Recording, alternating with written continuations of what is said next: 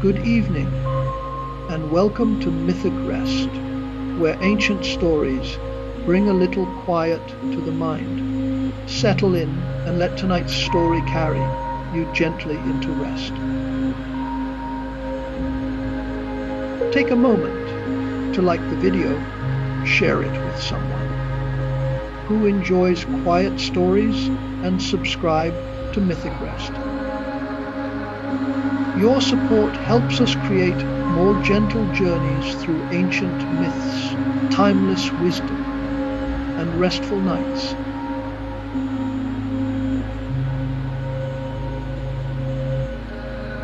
Before the gods, there was the sea. Before the mountains rose, and the rivers carved their paths, and the first green thing pushed its way through the dark earth. There was the sea, vast, dark, infinite. The primeval ocean covered everything, and in its depths there was no light, and no sound except the slow, deep, ceaseless movement of water against water, current against current, the oldest rhythm in the world, older than life, older than time, the heartbeat of a planet that was still being born.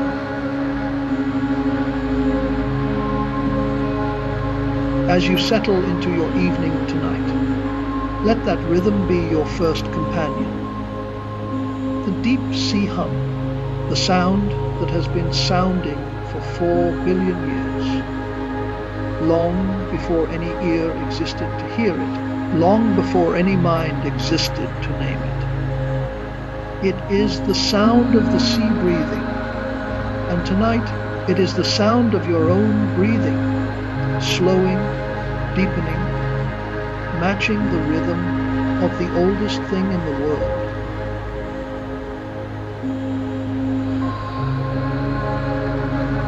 In the beginning, there was chaos, the void, and from chaos came the first beings, to Gaia, the earth, and Aranos, the sky, and Pontus, the sea. And from these primordial forces came the Titans, the first generation of gods, and chief among them was Cronus, who ruled the world with a jealous, fearful hand, devouring his own children lest one of them rise to overthrow him, as he had overthrown his own father. His wife, Rhea, bore him 6 children, and 6 times the infant was taken from her arms and swallowed by the father. Hestia, Demeter, Hera, Hades, Poseidon, each one consumed, each one hidden in the dark vault of the father's body. Only the 6th, Zeus, was saved by Rhea's cunning, hidden on the island of Crete and raised in secret. When he was grown, he freed his siblings and led them in war against the Titans.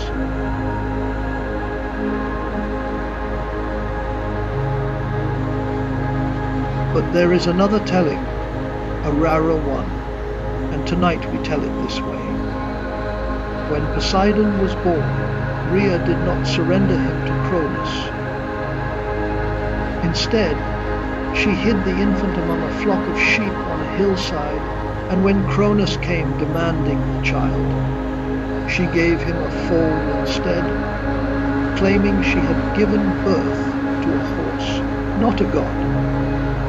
And Cronus, deceived, swallowed the foal, and the infant Poseidon was carried to safety, to the island of Rhodes, where the Telchines, ancient sea spirits, who were the first craftsmen of the world, raised him in a cave beneath the waves. Imagine that cave now, not as a dark and dripping hollow, but as a cradle. The walls are smooth stone, worn by millennia of water, and they glow with a faint, bioluminescent light, tiny organisms embedded in the rock, living points of blue and green that illuminate the space with a soft, gentle, otherworldly glow. The water is warm, warmer than the surrounding sea, heated by the volcanic fires that burn beneath the island, and it moves in slow, gentle currents that rock the infant in his cradle of coral and pearl. The sound of the sea, filtered through the stone, is muted and rhythmic, a deep, soft, continuous hum that is the infant's lullaby, the first sound he ever hears, the sound that will shape him for all of his immortal life.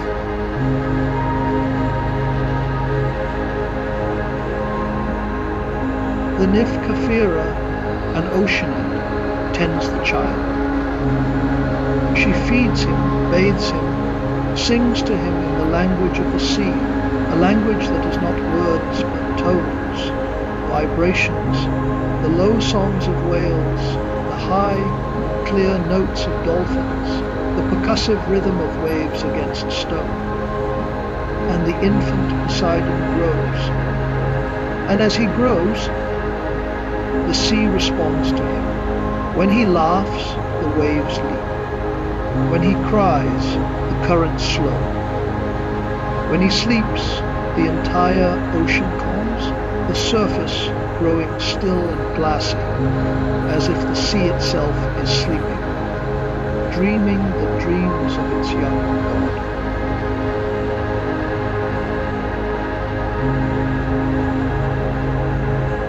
As your own body grows still tonight, as the surface of your own mind grows calm, let that image hold you. The infant God sleeping in his coral cradle, the sea calm and dark and warm, the bioluminescent glow, soft and blue and green, the color of the deep ocean, the color of peace.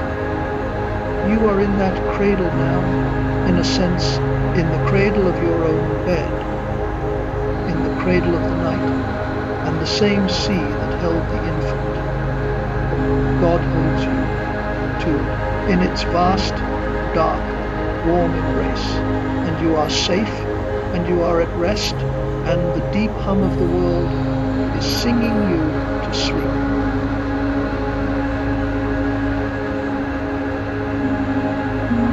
The young god grows, and as he grows, he discovers his power. He swims through the ocean like a dolphin, fast and joyful, and the creatures of the sea gather around him. Great whales that sing to him in tones too low for human ears, schools of fish that part before him and close behind him like a living curtain, dolphins that leap and spin around him in exuberant, playful circles. He rides the currents, and the currents carry him, and he learns that the sea is not just his home, but his body, his extension, the medium through which he touches the world. When he stretches out his hand, the water responds. When he clenches his fist, the waves rise. When he opens his palm, the surface smooths.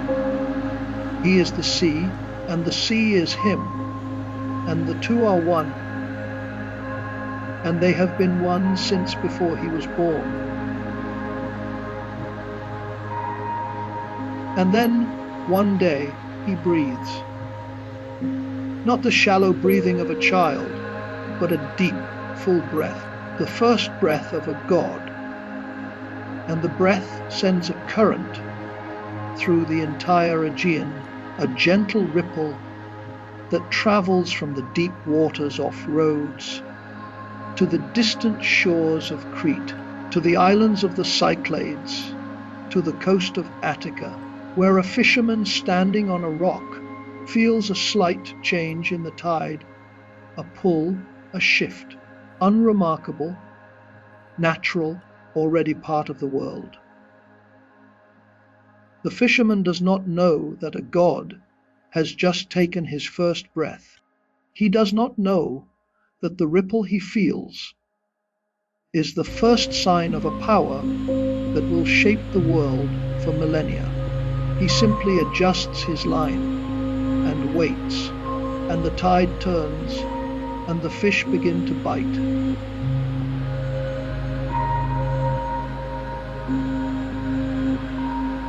As your own breathing deepens tonight, let each breath be a ripple, a gentle wave that travels through your body, loosening, softening, calming. Each inhale is a wave rising. Each exhale is a wave falling. And the rhythm of the waves, the rhythm of the breathing, the rhythm of the sea, they are all the same rhythm. The rhythm of the infant God, the rhythm of the deep, the rhythm that has been sounding for 4 billion years and will sound for 4 billion more.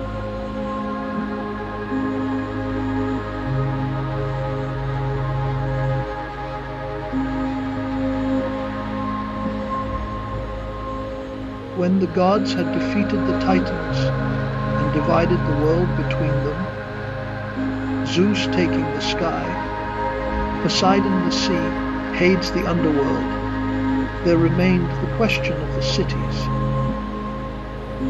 The great cities of the Greek world, each one a prize, each one a seat of power and influence, each one a place where a god could build a temple and gather worshippers and establish a presence on the earth. And among all the cities, none was more coveted than Athens. Athens was not yet the city of marble and philosophy that it would become. It was a rocky outcrop, a flat, topped hill of limestone, rising above the surrounding plain, bare and windswept, with a view that stretched to the sea on one side and to the mountains on the other. It was not beautiful in the way. It would later be beautiful when the Parthenon would crown its summit and the Agora would bustle at its foot. It was beautiful in a simpler way, the beauty of a place that has not yet been built upon. A place that is waiting, a place that is ready to become something.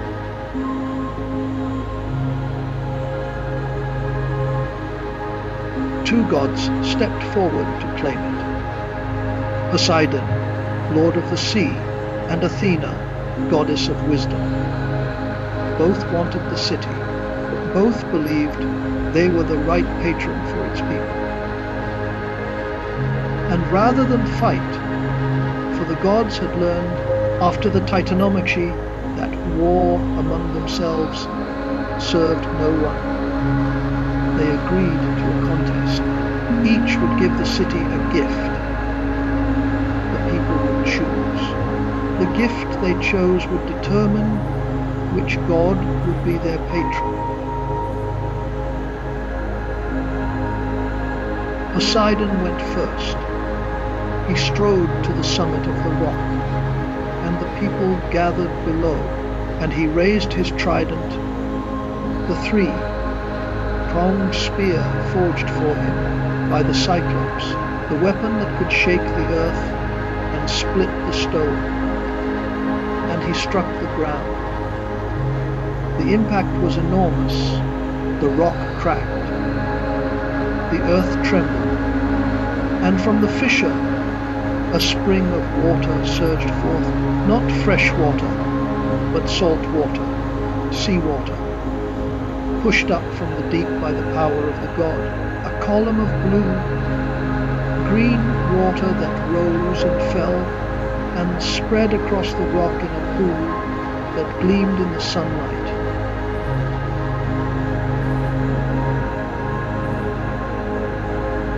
The people were impressed. The power of the gift was undeniable. The raw, elemental force of the sea brought to the top of a hill, a demonstration of dominion over the earth itself. salt spray filled the air, and the scent of the ocean, bracing and clean, washed over the crowd, and for a moment they could feel the sea even here, even on this high rock, even in the heart of the land. It was a gift of power, of reach, of the ability to command the waters, and the people looked at it and thought, this is the gift of a God who can protect us, who can give us mastery over the sea, who can make us a maritime power, who can open the world to us through the waves. Then Athena stepped forward. She did not strike the ground. She did not command the elements. She knelt quietly, and she planted something in the soil, a small, thin, fragile thing, a seedling, an olive tree. And the people watched, and some of them laughed, because how could a tree compare to a spring of seawater? How could a sapling compare to a seismic display of divine power? But Athena did not laugh. She simply stood and brushed the soil from her hands and waited.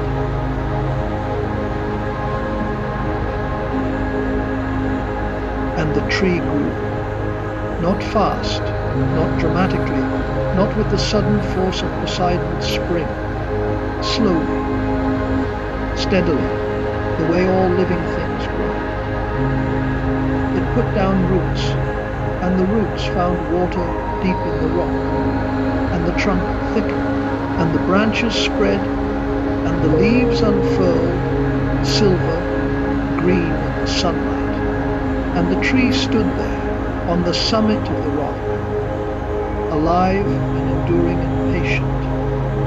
And the people looked at it and understood. The olive tree gives wood for building. It gives oil for lamps, for cooking, for anointing. It gives food, the olives themselves, rich and sustaining. It does not command the elements. It does not shake the earth. It endures. It provides. It sustains life, quietly, steadily, for centuries, for millennia, long after the salt spring has evaporated, long after the spectacle has faded.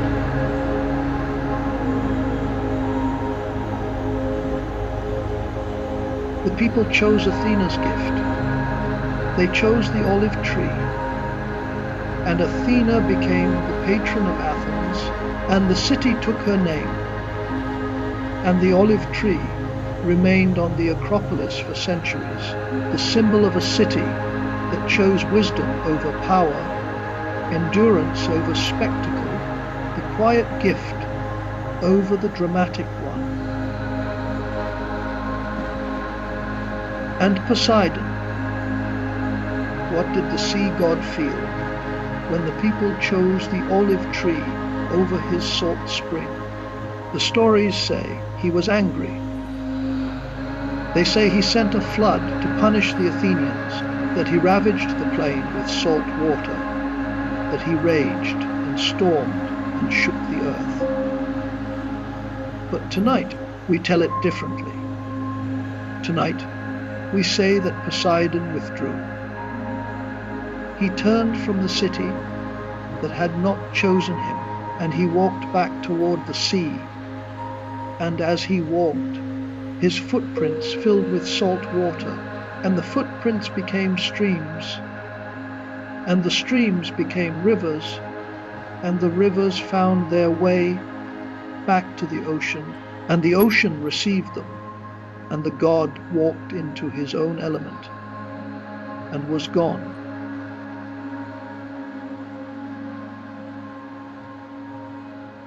His retreat was not anger, not exactly.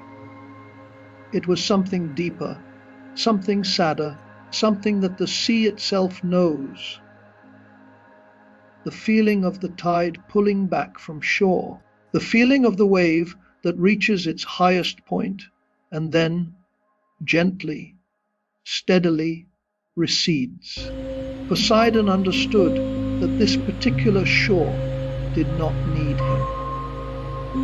This particular city belonged to the olive tree, to the quiet endurance of the land, and the sea, for all its power, for all its beauty, for all its vast and ancient and overwhelming presence, was not the right gift for this place. And so he let go. He set down his claim. He returned to the element that was his, and he left the city to the goddess who had won it, and the olive tree stood on the rock behind him, already bearing fruit.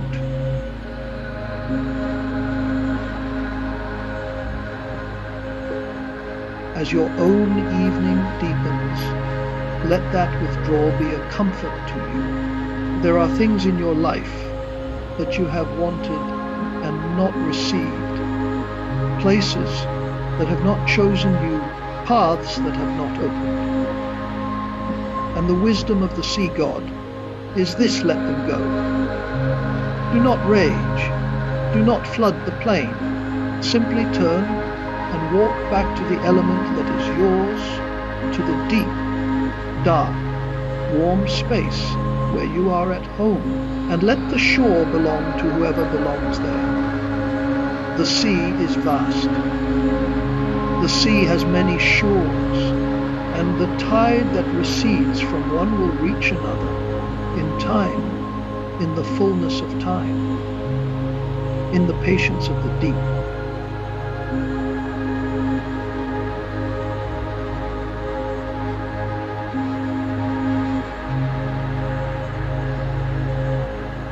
But there is another kind of withdrawal, and it is not gentle, and it is not peaceful, and it is the kind that comes not from acceptance, but from grief. Poseidon had a son. His name was Polyphemus, a cyclops, a one-eyed giant who lived on an island and tended his flocks, and was, by all accounts, a solitary and rough-hewn creature, not refined, not civilized, but alive, and his father's, and loved. And a man named Odysseus came to the island. Odysseus, the king of Ithaca, the cleverest of the Greeks, the man who had devised the Trojan horse and brought down the walls of Troy. Odysseus, who was sailing home from the war, who was desperate to return to his wife and his son and his island, who was tired and lost and far from home. He came to the island with his men, and he entered the cave of the Cyclops, and what happened there is a story for another night. But the essence is this: Odysseus blinded Polyphemus. He drove a stake into the eye of the giant, and the giant cried out in pain, and the giant called on his father.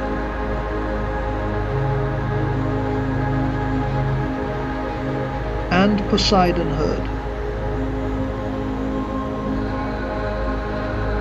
The wrath of the sea god was not impulsive. It was not the sudden, explosive anger of a storm that rises and passes in an afternoon. It was patient. It was deep. It was the kind of anger that the ocean itself embodies. Not the fury of the surface, but the slow, grinding, unstoppable force of the deep currents. The forces that move entire oceans, that reshape coastlines over centuries, that erode the hardest stone with the patient, relentless pressure of water against rock. Poseidon's wrath was geological. It operated in deep time. It did not seek an outlet in a single moment of destruction. It sought to stretch the suffering, to extend it, to make it last, to make the man who had blinded his son spend 10 years reaching home instead of weeks.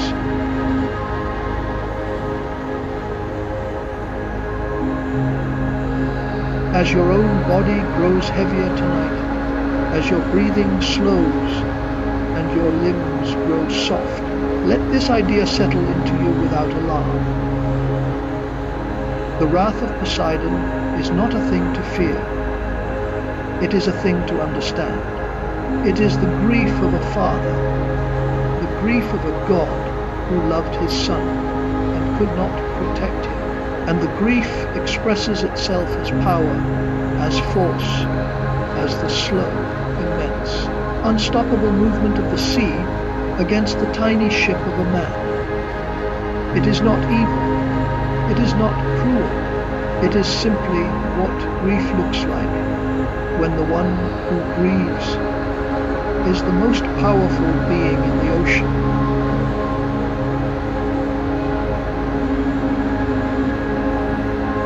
Poseidon stirred the Aegean against Odysseus, but we do not narrate the terror of the man on the ship. We narrate the ocean.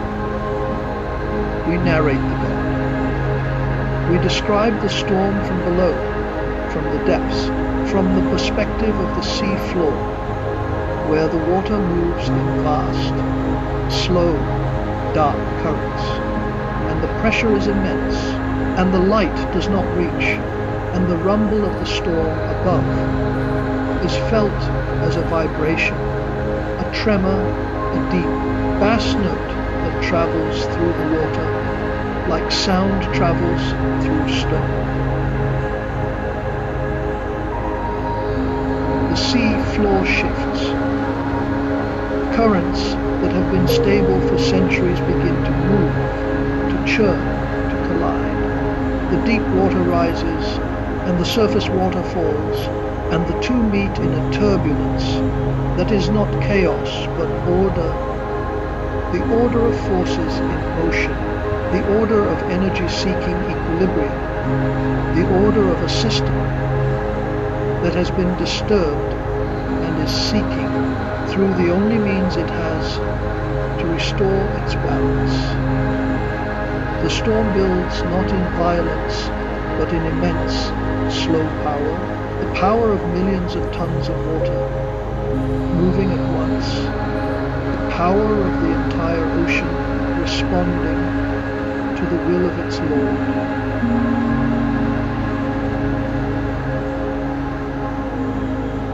And then, even a god tires.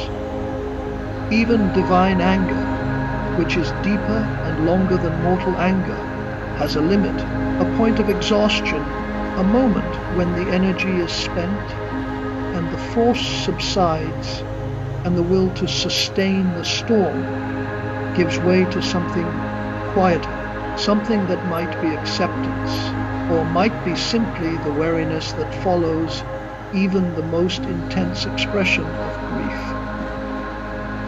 The wind softens, the waves lower.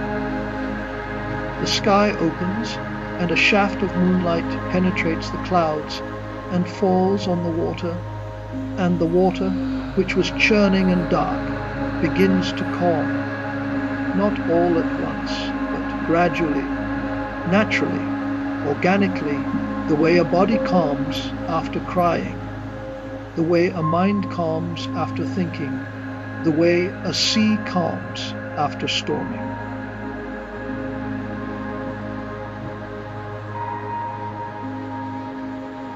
The storm subsides not because it is defeated, but because the sea itself grows weary. The rhythm of chaotic waves gradually, naturally, organically calms into swells, then ripples, then glass like stillness. And Odysseus, clinging to his driftwood, is still there. He has survived. He is battered and exhausted and far from home. But he is alive, and the sea, which tried to swallow him, has instead released him. Not from mercy, but from the simple exhaustion. that follows even divine anger, the quiet that comes when the storm has said everything it has to say, and there is nothing left but silence.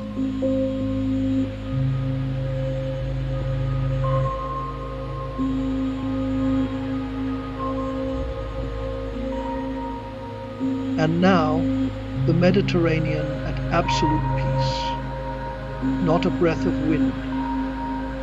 The surface is like dark obsidian under moonlight, smooth and still and reflective, and the stars are mirrored in the water so perfectly that it is impossible to tell where the sky ends and the sea begins, and the heavens above and the ocean below, are one, a single vast, dark, star-filled space that holds everything and needs nothing.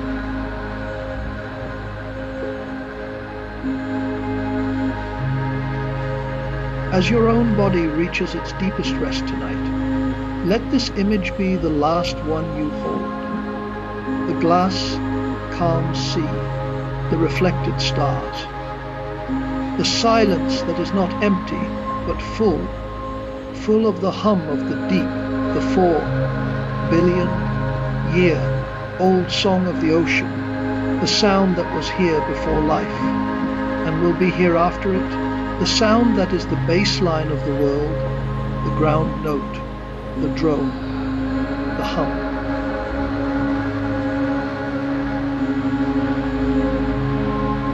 Poseidon descends.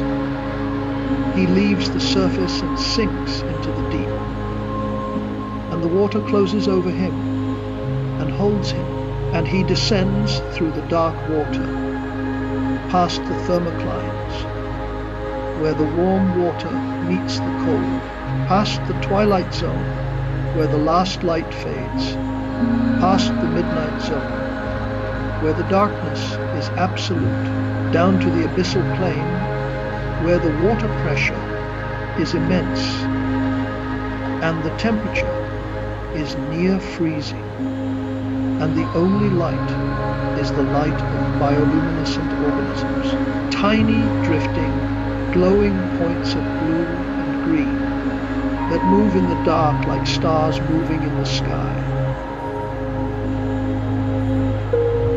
He reaches his palace.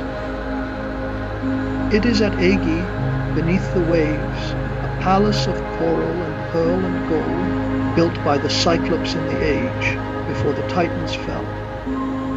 The halls are vast, with columns of living coral that grow and branch and flower in the deep water, and the floors are mother of pearl iridescent, shimmering with colors that have no names on land, and the walls are encrusted with gems that the sea has formed over millennia. Pearls the size of fists, crystals of salt that gleam like diamonds, veins of gold that run through the rock like rivers of light.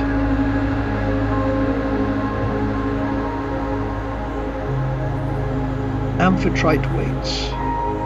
His queen, his consort, the sea goddess, who has been his companion since the beginning, who knows his moods as the shore knows the tide, who has seen his rages and his calms and his griefs and his joys, and has remained constant and patient and present through all of them. She does not ask where he has been.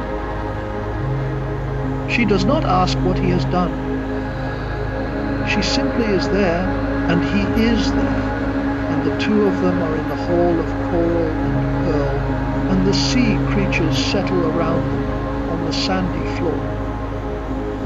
The dolphins, and the whales, and the fish, and the crabs, and the urchins, and the thousand living things that make the deep sea their home. And the palace is quiet, and the deep is quiet, and the god is at rest.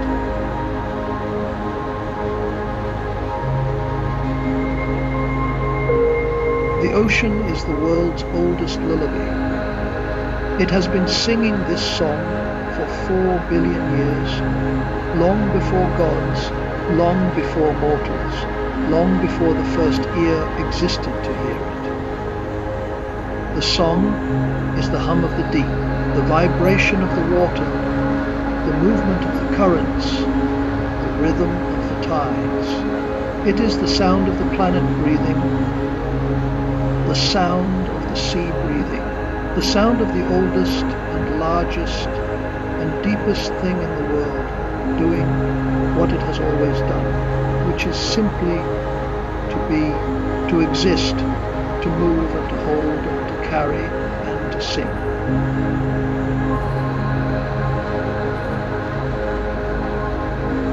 Every wave that has ever broken has eventually become calm. Every storm, no matter how mighty, has yielded to stillness. This is the law of the ocean, the law that Poseidon himself embodies. The law that says what rises must fall, what storms must calm, what moves must rest. And you, tonight, are part of that law. You have risen, and now you are falling. You have stormed, and now you are calming. You have moved, and now you are resting. And the resting is not a defeat. It is not a weakness. It is the deepest expression of the ocean's wisdom. The wisdom that says stillness is not the absence of power. Stillness is power and rest. Stillness is the sea between storms, the god between rages, the 4 billion year old lullaby that has never stopped singing and will never stop, not until the last wave has broken and the last shore has been reached and the last star has set in the last sea.